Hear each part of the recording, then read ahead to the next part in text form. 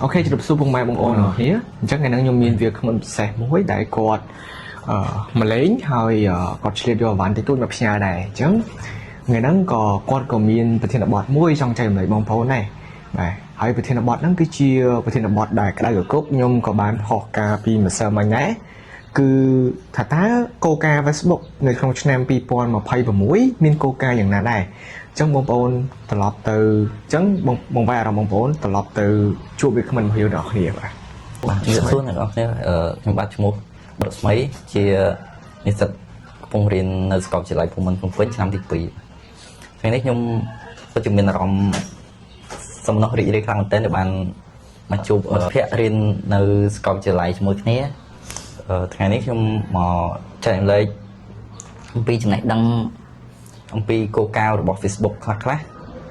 នៅឆ្នាំ2026ខាងមុខនេះដែនសង្គម Facebook នឹងរំពឹងថាបង្កើតគោលការណ៍សំខាន់ៗដូចជា 5G និងបញ្ញាសិប្បនិម្មិត AI ដើម្បីឆ្លើយតបទៅនឹងប្រព័ន្ធបច្ចេកវិទ្យាទី1ការរឹតបន្តឹងទៅលើ privacy និង security Facebook នឹងបង្កើនការការពារ firewall digital ដែរដើម្បីទប់ស្កាត់ការលួចទិន្នន័យពីខាងក្រៅពីពួក hacker ហើយអ្នកប្រើប្រាស់នឹងមានការគ្រប់គ្រងខ្ពស់ដើម្បីជៀសវាងការវាយប្រហារតាមអនឡាញផ្សេងមកកាន់ page Facebook របស់យើងទី2ការគ្រប់គ្រងមាតិកា AI នឹងឲ្យមានសញ្ញាសម្គាល់អ្វីចំណុចកន្លែងណាមួយដើម្បីឲ្យយើងស្គាល់ថាវីដេអូហ្នឹងជារបស់ AI ហើយវីដេអូណាជារបស់ real ហើយប្រព័ន្ធត្រួតពិនិត្យនឹងផ្ដល់អាសន្នកាន់តែរហ័សចំពោះយើងផុសអ្វីមួយដែលខុសគោលការណ៍របស់ Facebook វានឹង load warning នៅចំណុចទី3ការពង្រឹងការតបភ្ជាប់នឹង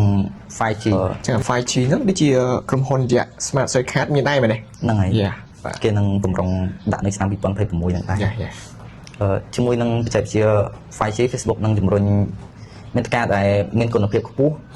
high quality ដែលមានភាពរលូនច្បាស់លាស់ហើយនឹងមើលទៅមានភាពទាក់ទាញហើយការតបភ្ជាប់រវាងអ្នកប្រើប្រាស់នឹងមានលក្ខណៈរឿងស្មុគស្មាញនិងមានប្រសិទ្ធភាពជាងមុនតាមរយៈប្រព័ន្ធ network ចំពោះចំណុចទី4ការយកចិត្តទុកដាក់ទៅលើ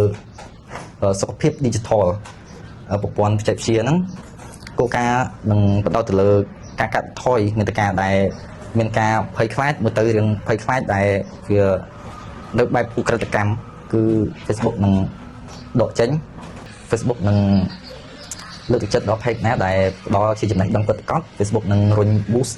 ឲ្យអ្នកមើលកាន់តែច្រើននិយាយចំទៅអាហ្នឹងវាដូច YouTube ដែរ YouTube នៅពេលដែលនិយាយចំទៅ YouTube បើនិយាយផ្ដោតទៅលើវីដេអូខ្លីៗឬក៏ short វីដេអូវាជំរុញឲ្យចង់ដូច TikTok ដែរអញ្ចឹងបើក្នុង Facebook វាជំរុញ real វីដេអូនៅពេលដែលយើងប្រើវីដេអូធ្វើមិនទីចក្រោមវាជំរុញឲ្យការផុសរបស់យើងហ្នឹងបានអ្នកមើលច្រើនប្រកបប្រជែងជាមួយនឹង TikTok ហើយ YouTube ក៏ដូចគ្នាដែរអញ្ចឹងទៅគោលការណ៍វាគឺឆ្នាំក្រោយអាចប្រោតទៅលើនឹងខ្លាំងជាងអូខេអញ្ចឹងបងប្អូនបើមានអីឆ្ងល់បងប្អូនអាចតាក់ទងសួរខាងវាគ្មិនអ្នកស្មីបានឈ្មោះ account របស់គាត់គឺរស្មី digital រស្មី digital បាទអញ្ចឹងបងប្អូនមានចម្ងល់អីតាក់ទងសួរគាត់ទេបាទគាត់អត់ចំណាញ់ទេហើយកុំភ្លេចជួយ follow page អ្នកមួយទៅហើយ page ខ្ញុំចាំជួយរី comment ឲ្យផងបាទថង tech ចាំខ្ញុំដាក់នៅក្រោម comment នេះបាទហើយ